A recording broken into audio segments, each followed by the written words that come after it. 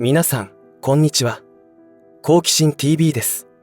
今回の動画は、私も気になっていたことではありますが、視聴者の方数名からのリクエストがありましたので、緊急事態条項について動画を作成してみました。あまり政治に興味がない方にとっては面白くもないし、どうでもよいと感じることでしょう。その気持ちは非常によくわかりますが、実はこのテーマについて考えることはとても大切なことで、今現在の日本が置かれている立場、状況からするとまさに避けて通ることのできない、そして緊急度が高い問題だと思います。この機会に一度考えてみるのも良いかもしれません。緊急事態条項の詳細については、他の YouTuber さんが詳しく説明してくれている動画が多数あるので、詳細はそちらに譲るとして、この動画ではあくまでも私の個人的な意見を展開していきます。視聴者の皆様が考察する一つのきっかけに役立ってくれたらと思います。この動画では、1、緊急事態条項が新設されたら自分にはどんな影響があるかを知りたい方。2、そもそもなぜ日本で緊急事態条項の新設が必要なのかを知りたい方にとって有益な情報になっていると思います。今回のテーマというのは一見難しく見えますので、今この瞬間が楽しければそれでいいとか、毎日が時間とお金に追われ忙しくて考える暇がないという人にしてみればどうでもよいと感じてしまう問題だということはよく理解できます。しかし、今現在は世界大戦が勃発するかもしれないというかなり緊迫した状況です。自分には関係ないという立場を取ることで、自分自身が取り返しのつかない状況に追い込まれるリスクも出てきます。この動画を最後までご視聴いただくことで、私たちにどんなメリット、デメリットがあるのかを知ることができます。このチャンネルでは、自分や家族の身を守るためにできることや、日本人がこれ以上騙されることがないようにするための情報を発信しています。チャンネル登録がお済みでない方はぜひチャンネル登録をお願いします。そしてこの動画に共感できましたら拡散の協力をお願いします。さて、最近の報道では緊急事態条項についてのトピックが賑やかになっていますね。賛否両論様々な意見をネット上でも確認することができます。最初にこの動画を作成するにあたって私個人の立ち位置をはっきりしておきますと、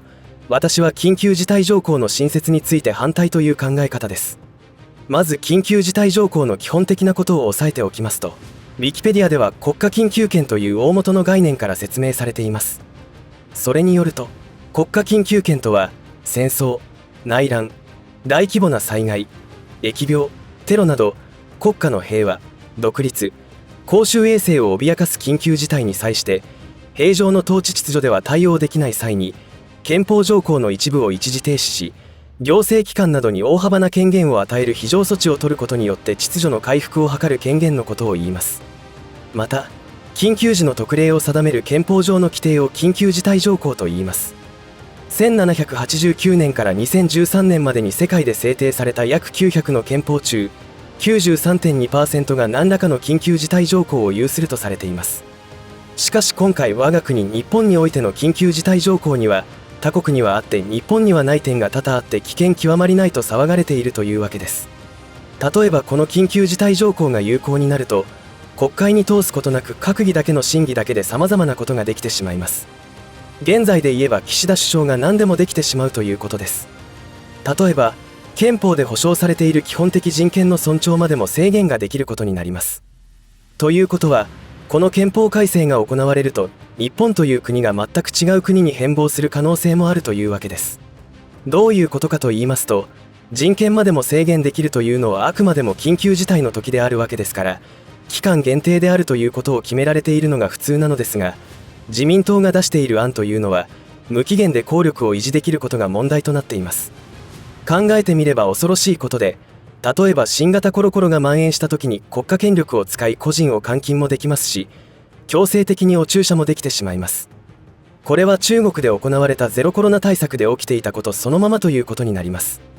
私は憲法や法律に関しての専門家ではないので、あくまでも個人的な意見として話をいたしますが、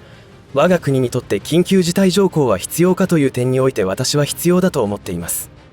さらには憲法第9条についてもこのままではいけないと考えています。その理由は日本周辺は全てと言っていいほど反日国で囲まれていますし、それらの国が虎視眈々と日本を侵略しようと考えているという事実を踏まえると、武力行使を一切認めない現在の憲法では日本が滅んでしまう可能性があるからです。ではなぜ私が憲法第9条の改憲、緊急事態条項の新設も必要と考えているのに、今やるべきではないと考えているのかというと、簡単に言えば現在の政権のことを信じられないからです。その根拠は、日本の食料安全保障一つ考えても、日本の農業を衰退させ、畜産業に対しても同様の政策をとっており、食料や飼料、エネルギーのほとんどを輸入に頼っている我が国では、有事の際には多くの日本国民が餓死する可能性を作り出しているからです。国防に関してはスパイ防止法の制定が反対に遭い、なかなか法律化できずにいます。おそらく親中議員、美中議員の働きかけで阻止されているのだと思いますが、普通で考えれば反対する理由などないはずです。法整備をされたら困る国があるからでしょう。そういったことに暗躍する売国度を野放しにしているということにも不信感が増します。まだまだあります。新型コロコロに関するお注射の問題においても、反対する有識者が多数いるにもかかわらず、科学的根拠に欠けるという無理筋な理屈で無視し、お注射に安全性のエビデンスがないという非科学的な状態で無理やり推進していきましたし、今も続けています。その結果、どれだけの国民がこの世からいなくなったり、重度の後遺症に苦しむことになったことか分かりません。それでも因果関係なしと白を切っています。もう一つ言いますと、日本の学生が学資ローンで苦しんでいる中、留学生は宝だと言って手厚い保護をしています。もっとたくさんのおかしな政策があると思いますが、これらを知って何を感じるかというと、今の政府は国民の安全や幸せなど微塵も考えていないと思わざるを得ないわけです。それらを行っている今の政府が緊急事態条項によって得られる権力を手にしたときに、国民に対してメリットとは思えないようなことをやり始めるかもしれないという恐怖の念が湧いてくるのです。今回この緊急事態条項の新設に反対している政党が言っていることとは、1、独裁化や人権侵害を引き起こすリスクがある。2、緊急事態に対しては現行法である新型インフルエンザ等対策特別措置法や災害対策基本法などの法整備によって対応可能であり、憲法改正は不要ということです。さらにそれによって具体的にどんな権力が得られ、どんな不都合が起こりうるかといいますと、国会の事前同意が必要がない、基本的人権が制限される、法律と同じ効果を持つ政令の制定が可能となる、総理大臣が予算措置を行える、緊急事態の期間に制限がない、内閣は衆議院の任期を延長することができる、地方自治がなくなる、司法も行政に遠慮せざるを得ない状態になる、集会、結社、言論、報道の自由が制限される、などが可能となってしまいます。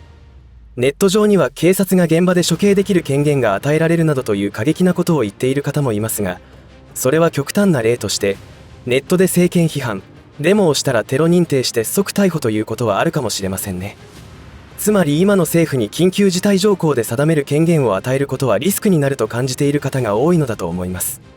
他国の場合でも見られることですが、国家権力が暴走して国民の人権を損なうことがないように、政府に対しては様々な制約がセットで決められています。今議論されている日本の緊急事態条項案にはそれらがないと言ってもいい状態であることが危険視されているのです。そうならないために規制を明確にすればいいことなのですが、その制御機能を作成せずに憲法改正をしようとしているところに根強い反対が起きているというわけです。その根底には現在の政権が信用されていないということがあるのでしょう。一方で賛成している方々はどのような理由なのでしょうか。おそらく純粋に大災害や伝染病などが広がった時に迅速な対応ができるメリットに注目していると思われます。これについて反対する人はいないと思います。ところが賛成者の中には、日本をコントロールしやすくすることを目論んでいる反日国家の工作の影響を受けている方もいると考えてよいでしょう。事実日本には恐ろしい数の親中議員、美中議員がいると思われます。他にもスパイ防止法の立法案が廃案になったりすることもいい例だと思っていまして、今現在の日本のように企業秘密を盗んでも窃盗罪でしか裁けない国のままでいることが、日本を都合よくコントロールすることを企んでいる反日国家にとっては都合が良いわけです。どう考えてもスパイ防止法を制定することに対して反対する理由などないはずなのに、なかなか制定できない状況があり、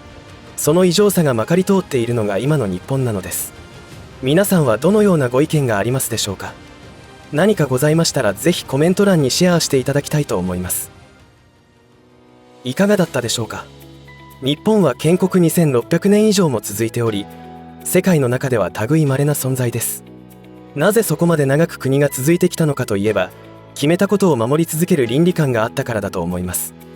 他国のように数百年の歴史の国とはバックボーンが全く違います。その他の国の憲法は日本とは違い憲法改正を幾度となく繰り返されており、その点において日本はほとんど憲法改正が行われていない国です。それに対しておかしいという意見もあるようですが、私は違うと考えます。確かに他国の多くの憲法には緊急事態条項やそれに似た条項があるのに、日本の憲法にはありません。だから緊急事態条項を新設することは間違いなく良いことだと思います。しかし本当に急いでやらなくてはならないのは憲法9条の改憲ではないでしょうか。この改憲には反対者が多くおり、平和が保てず再び戦争に突き進んでしまうということを問題視しています。先ほどの例と同じように反対者の中には純粋に戦争放棄、平和を求めている人が多いのかもしれませんが、日本に防衛能力を向上させたくない反日国の工作活動によって反対デモが扇動されている可能性も否定できないと思います。憲法改憲をしなければならないという人たちが戦争をしたいわけでもなく、平和を望んでいることは間違いないのです。では反日国による日本侵略が起きた場合はどうなのでしょうか。敵軍隊を前にして戦争反対と叫ぶだけで済むのでしょうか。現在も尖閣周辺では毎日漁船を装った民兵が我が物顔で日本の海域で漁をしたり資源開発、環境破壊を実行しています。文字通り舐められまくっていますし、やりたい放題にされています。そこで海上保安庁の方々はまさに憲法に縛られ、身を挺して漁民の方を守ってくださっています。そのような現実を無視して語れない問題でもあると思います。最後に、今回のテーマとして取り上げた緊急事態条項の是非について、政府が普通に国民の幸せや国家の利益に対して忠実に機能しているのであれば賛成ということにもなりますが、期限なしで誰も止めることができないという力を政府に持たせることはこの上なく危険であるということを確認しておきたいと思いました。先ほども言いましたが、中国でのゼロコロナ対策で当局が人民に対してどんなことをしていたかご存知の方はわかると思いますが、このままでは人権どころか人命も軽んじた政策が日本でも起きる可能性は十分にあるということです。もしこの緊急事態条項が新設されたら強制的にお注射をさせるでしょうし、拒否すれば逮捕もできます。昆虫を食べないという選択はできなくなるでしょうし、財産を没収することができるようにもなると思います。本当に恐ろしいことが今起きようとしているのです。この動画が皆さんの日本という国の在り方、存続の危機に直面しているという事実について考えを巡らせるきっかけになれたらと思います。以上で今回の話は終わりとしますが、皆さんの応援が次の動画作成の力になりますので、いいねボタン、チャンネル登録、通知設定をオンにしていただけると嬉しいです。また、よろしかったらこの動画のシェアをお願いいたします。最後までご視聴ありがとうございました。好奇心 TV でした。